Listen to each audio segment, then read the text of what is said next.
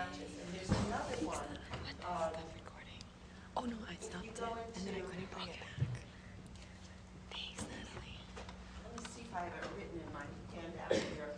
The one that I'm thinking about, it's a funny word to it, but it's Too called, zoomed the in. magazine Science? It's called Science's Next Wave. And the word next wave is one word. It's spelled exactly like the two words put together. Science's Next Wave, NEXTWAVE, but one word, Science's Next Wave. If you go in on the website, now, I don't know the website off the top of my head, but if you just punch into a Google search on Science's Next Wave, they have a lot of opportunities for junior people. So I would look there. Maybe it's Science's Next Wave.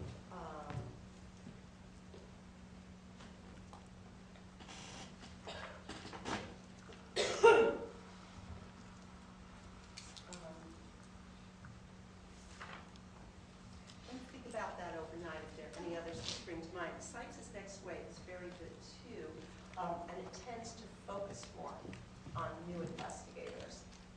So it's not as big as Community of Science, and it's a little harder to navigate your way through, but you can probably come up with some ideas there. The biggest source of funding is not going to be a possibility for you, unfortunately. Is anyone else here a graduate student?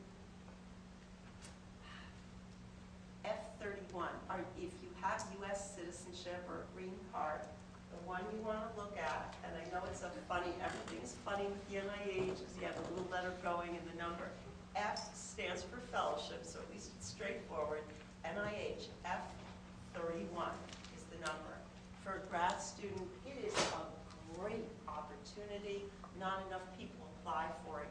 It can really, again, they're going to look at your mentor, and there will be slight modifications of what I'm going to talk to you about, and a couple of additional sections they're going to look at, like your mentor's evaluation, that kind of thing. But the general information I'm going to give you, you're going to do a condensed version of for an F-31. It's just much smaller. But F-31 is an independent award, what's called an NRSA, National Research Service Award, to a graduate student. And it's a wonderful career mover. So F-31, if you're a postdoc, the equivalent award for a postdoc is the F-32. And again, you need U.S. citizenship or green card for it. Great, great, great, great, great award, because it really gets you into the NIH. The whole trick, in my mind, is just getting that first NIH award. It almost doesn't matter how you go in there, whether it's an underrepresented minority supplement, R03. It doesn't matter so much what vehicle you use. You just want to get your foot in that door. Is it legit to use the same project to apply for several? That's a great question. For those of you who didn't hear it, is it legitimate to use the same exact project to apply to multiple funding sources? So here's the answer. I would slightly amend it.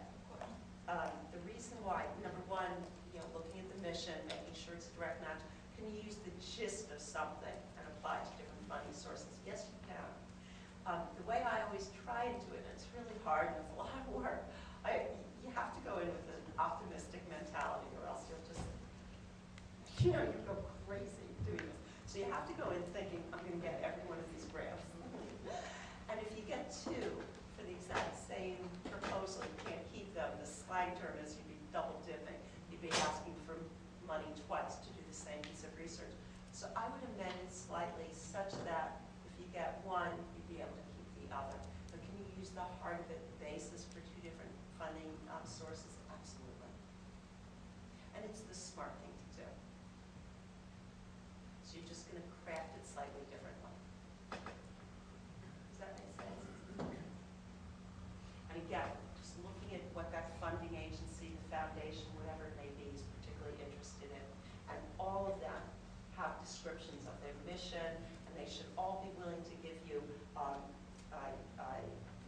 they should all be willing to disclose to you the winners of previous recipients of funding, whether it's over the last 5 years or whatever you may ask. I would always ask for the last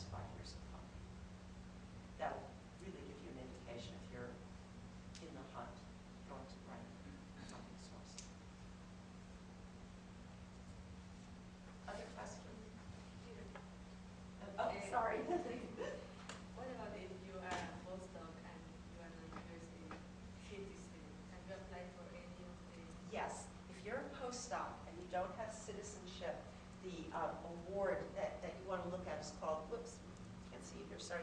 The award you want to look at is the K-99.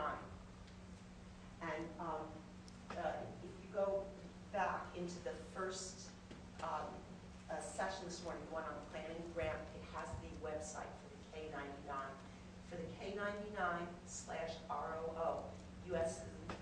citizenship does not matter. All other K awards must be a U.S. citizen. But the K-99 is for postdocs transitioning to faculty. Yes. Is there an alternative in terms of the F-31 or F-32 if the agency of interest is not currently accepting funds? Which agency are you looking at? NIAID? You know, it's tough if they're not accepting them.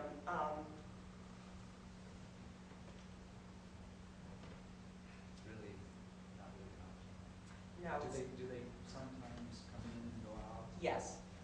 And everything at the NIH right now, you know, it feels like a process of constant change, to be honest with you. NIAID, in some ways more than most. You're a grad student? Yes. I would definitely look at Sciences Next Wave, and I think there's another funding source. Erin, do you have the emails for everyone who's here? Make sure that Erin has your email, because I will follow up. In fact, let me write myself a note so I don't forget.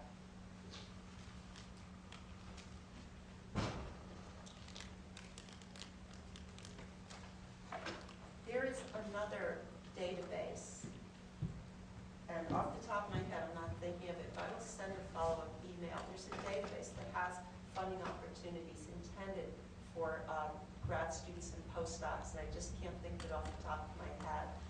But I will email when I'm back home. If that is that a hassle to send? Let me just write myself a note. So, database.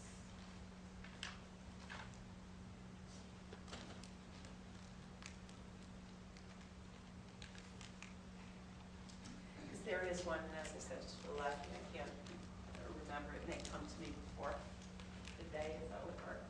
But there definitely are other opportunities for grad students, particularly professional societies. Oftentimes have something for their grad students. And even if it's a small award, it is so worth going after. What area are you in? Virology. Oh, you should be able to find something. But let me find this funding database. And there are other sources of information too, and I will send a follow-up email. So whatever that funding source may be, whether it's grad student, postdoc, all the way up to an R01, the first part of every application, whether it's foundation grant, whatever it may be, is the specific aims, okay? And sometimes we see a funding source, call it something else, like objectives or whatever it may be, but it's different names, but they're looking for the same information. So this is what we're going to really focus on over the next 45 minutes, the specific aims. So writing the specific aims is hard. It is very hard. So let's talk about how we go about writing this in a way the NIH finds acceptable, or any funding agency. Now, I have 3 objectives. The majority of my time in this 45 minutes will certainly be spent on the specific aims. But I want to make 1 or 2 comments about titles to grants, and I want to just define the research plan, because that's what these specific aims belongs to. It's the first component of what we call the research plan. So titles. It's the first thing that your first part of that application that your reviewers see. It's the title. And we remember back to Shakespeare, right?